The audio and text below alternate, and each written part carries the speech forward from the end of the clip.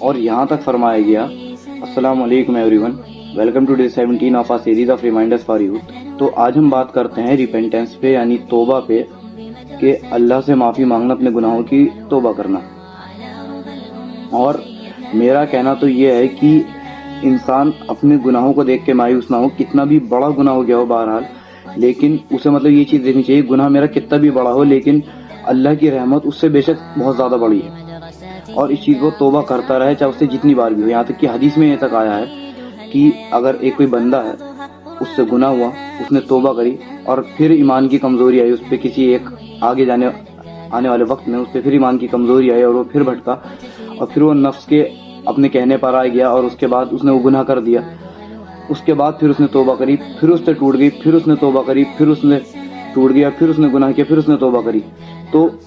اس نے اللہ کی رحمت کا دامن جب تک اس کے ہاتھ میں ہے، جب تک وہ توبہ کرتا رہے گا۔ تو توبہ ہر حال میں جائز ہے، اور یہ چیز ہے کہ اس چیز کو لوگ اتنا بھول چکے ہیں، یوتھ یہ بھول چکا ہے، وہ گناہ کرے جا رہا ہے اور توبہ کی امپورٹنس نہیں جانتا وہ۔ اور بلکہ کچھ حدیثوں میں تو ایسا آیا ہے کہ شیطان بھی تھک جاتا ہے کہ میں اسے کہاں تک گمراہ کروں، کہ میں اسے گمراہ کروں گا، یہ پھر اپنا وہیں پہنچ جائے گا توبہ کرنے، اور جس سے مطلب کوئی فائدہ نہیں ہونے کا۔ تو شیطان بھی ایک طرح سے گمراہی سے روک دیتا ہے۔ تو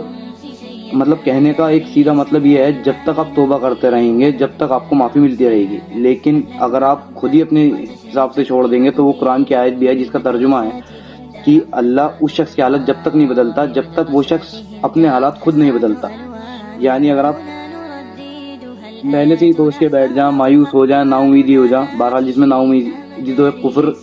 کے سامان رکھا جاتا ہے، تو اللہ کی رحمت سے کبھی مایوس نہ ہو، نا امیدی ہوں، تو بس یہ سوچیں کہ گناہ کتنا بھی بڑا ہے لیکن اللہ کی رحمت اس سے زیادہ، بہت زیادہ بڑی ہے۔ اور بس یہی کہ اللہ loves those who repent، اور میں تو یہ تک کہتا ہوں کہ جنہ یعنی جنت is full of sinners who once repented۔